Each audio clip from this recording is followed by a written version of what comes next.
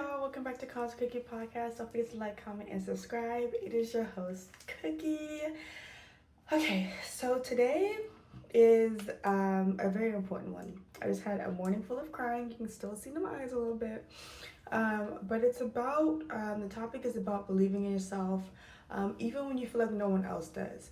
So, when I first and when everything first happened, with the lawsuits and everything like that, I knew that I was gonna have to be the one to advocate for myself the hardest, especially considering, what I was dealing with and being faced with in the hospital in regards to the nurses and the doctors. From them not allowing me to charge my cell phone because they didn't want what happened on the inside to get out, and just all the medical negligence and the nurse abuse and the sexual assault and just all of that. Even while all that was going on, I was paralyzed on the left side of my body. I still had to be the one to advocate for myself because no one else in that hospital was going to do it for me. And as I'm going through the rest of my journey, as far as like recovering and healing, and honestly trying to understand my body again, and trying to understand my mind, and honestly trying to recondition my mind for something better, and to be more positive because I am depressed. I am realizing that that's not a concept just in a situation like that. It takes me back to when I first started my fitness journey and no one really believed in me then. It's just like, what am I trying to say? Having to be there for yourself and root for yourself, even when you feel like no one else does, is honestly like a life skill, because you usually can see something in yourself that maybe others can't see, and it's on you and in you to stay motivated and positive. Oh, I can't even really say positive because I'm going through this and I'm depressed, but staying motivated, because that'll be a whole other topic. Staying motivated enough to honestly, I guess, show the world or convince the world why they should believe in you as well. And it is hard a lot of times, especially when you feel like you're on your journey by yourself, or if you are on your journey by yourself. But, when I think even back to my fitness career, I wouldn't have made it in Women's Health Magazine or, USA Today. I wouldn't have worked with Marvel and Tarzan and, Warner Brothers, and, cool movies like Baywatch or Maze Runner. What was the other one? I think it's like Impossible. It's like where love ends, madness begins.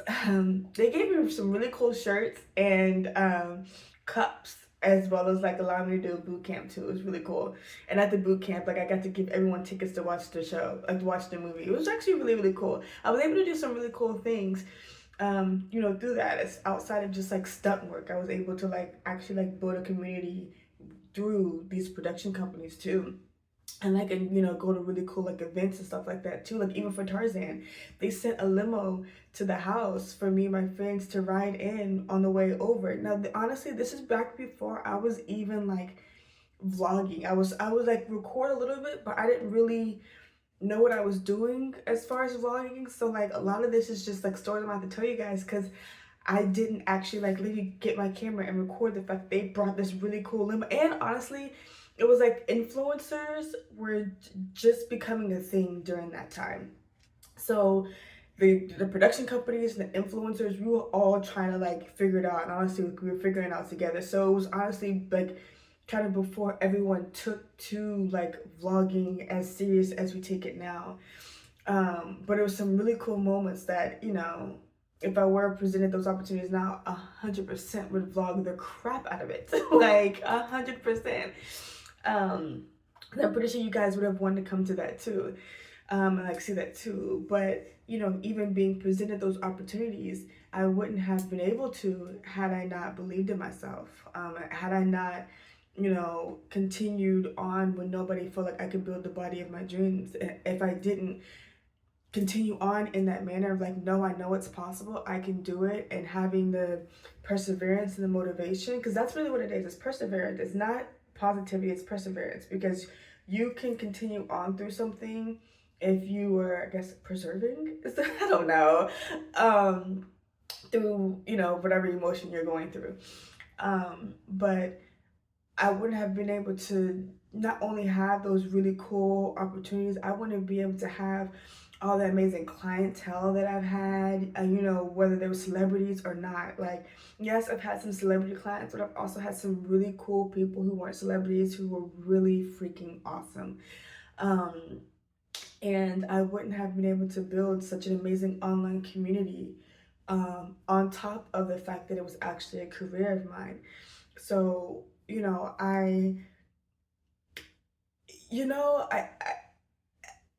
I know it's like, okay, it's me, but I'm using my story as a way to inspire you to do the same. So, doing that, I always, I wasn't always 100%, like, woohoo, like, I've had some moments where like, okay, things were stressful and I was going through things, obviously not as intense as I'm going through now. Like, what I'm going through now, still sometimes just surprised that I am even showing up and showing out for myself, because sometimes I don't even know how it's possible. Um, but I will say, one day I'll look back on this moment in the same way that I'm looking back on my fitness career and be like, wow, in the exact same way. But I do think that it's really cool, to inspire yourself and motivate yourself, because then you get to find ways to, like, I guess, like, find new goals and kind of like outdo yourself, you know what I mean, in a healthy manner. Um, but I wouldn't have been able to do any of that or experience any of that or even being able to travel, because me believing in myself in that way allowed me to create the life that I ever, like, that I dreamed of. You know what I mean? Living in places that I wanted to live in, traveling in the places that I wanted to travel, like, even when I didn't feel like, even before all the magazine articles and before, all of the production companies and stuff work and like all that stuff, when I was, just really trying to figure out training fresh out of college, my clients were strong enough that I was able to afford buying my first car, strictly from training. And, my, like, all my family, they have like corporate jobs and 9 to 5s. And, at that time, like, now some of the people at that time, they do like influence on social media and stuff. But then I was the first one. I was the first one who was really doing social media. I was the first one who was really like working for herself. So it was kind of weird and unorthodox to like everybody in my life, and no one really understood it, because it's just like, how is she taking care of herself if like she's not in corporate America? And it's just like, you know that's social media for you. Like, so I know that if I can do it in that manner, then you can too. Whether it is you trying to find a job on social media, or whether it is, you whatever it is that you want to do, there's a way to do it. Like, I have, done the social media thing. I'm still doing the social media thing. It's like, the fitness thing, not so much. I do pray that one day I'll get back to it, because, fitness really plays such a big part in my life, because it's like what started it all. Even though it's like, well, technically music did. Well, it's honestly music and being an athlete are hand in hand. I started off being an athlete at the same time I was put in the choir. So like I really can't put one above the other. But I did, pay more attention to fitness than I did to music, at one point in time in my life. And, you know, honestly, so much so where like I had so many people trying to manage me in music via my social media, and I was like, I'm not a rapper, I'm not a rapper, I'm not a rapper. And it's like, but babe, you are. You've been doing music since you were a kid. But I was just so focused on music. I'm not focused on music. I am now, but I was so focused on fitness because it was what was allowing me to take care of myself. You know what I mean? And I had this fear, like, if, well, not even necessarily fear, I don't know if it was necessarily fear. I felt like, you know, if I gave you guys something other than fitness, then like, you know, because that's what you guys know me for. So, and it's all I honestly really cared about. It's all I, you know, I would do some lifestyle stuff. And like secretly in the back of my mind, I was like, you know, I want to do like more lifestyle stuff. I want to do like vlogs and like makeup and like all that stuff. So I would do it from time to time, and like you guys would tune in. But you know, fitness was primary in my life. Um, Even when, you know, I had like switched to more like online stuff, I still had a lot like, even when I was like, okay, I'm not doing in-person clients, I'm still just doing online. I'm just gonna do strictly online. My in-person clients were like, girl, yeah, right. What are you talking about? So I know that, excuse me, if there's a way that I can create that life, you know, all by myself. I didn't have a team. Like, I did have videographers, so I couldn't say I didn't have a team. I did have videographers that I worked with. You know, like when I did the stuff for the production companies and everything like that, I did have videographers for that. I didn't shoot those myself. But a lot of my content online, I did shoot myself, and like my fitness programs, I did shoot myself. You know, like I just grab a camera, my tripod, and go. So I know it's possible. I know it's possible for you to do it if I was able to do it. Now, the thing that I'm trying to apply to my life now is, okay, well, because I'm not able to do fitness, it's just like, okay, like I said, you know, I was like really into vlogging. I wasn't doing, you know, was into like doing like makeup tutorials, like more like lifestyle stuff. So, you know, I guess that this gives me an opportunity to do that. It just feels weird that like I'm not doing anything fitness related at all. I just feel awkward and uncomfortable because it's literally all I know. It's like even with all the other stuff, it's like I literally have been running track since I was 9 years old. Because I was always just running around the house, much like Senora does now. I was just running around the house. And my parents like, we have got to put her in something because like she has all this energy. So you know, track. And then, you know, in track, I would go and I went to state almost every year. Oh, not almost, I went to state every year that I ran, um, and in multiple events. So it's just like, you know, it's all I know. And I guess like that's kind of like sometimes the lesson that God teaches you is like, you know, change can be good, and it's okay, I guess, to like take a detour from something, because that doesn't mean that you won't ever come back to it. Like, you know, I'm praying that eventually I'll have like a full recovery, like 100% full recovery where my body is healed, and you know, I'll be able to work on the man that I was, so then I can kind of just like merge that back in with whatever it is that I'm trying to create now.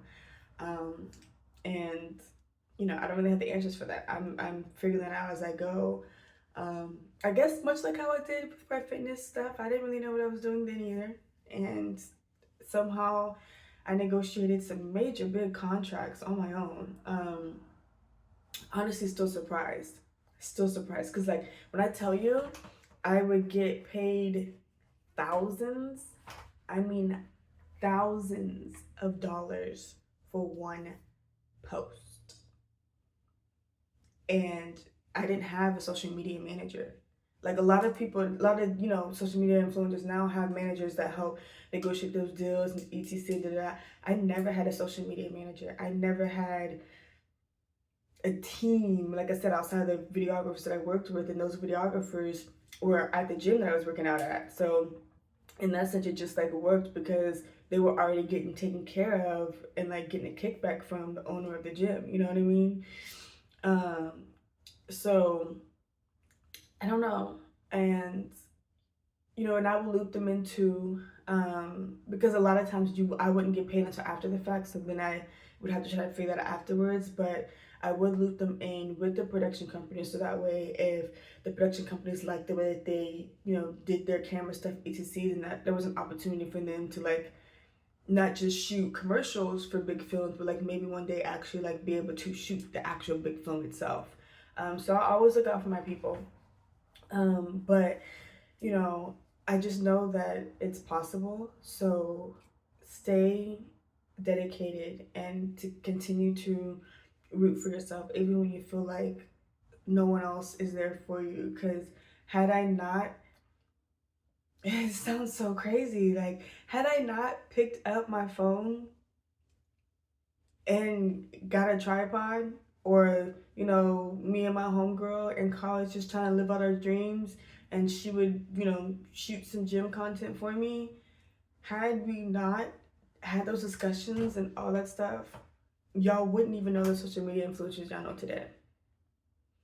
And I learned, I'll make that a whole nother video, because this is kind of getting a little long-winded. Anyway, I hope that you got some motivation from hearing my story and all I was able to accomplish, on my own, for you to stay dedicated and motivated on your journey, and for you to believe in yourself enough to know that you can achieve some really, really, really great things.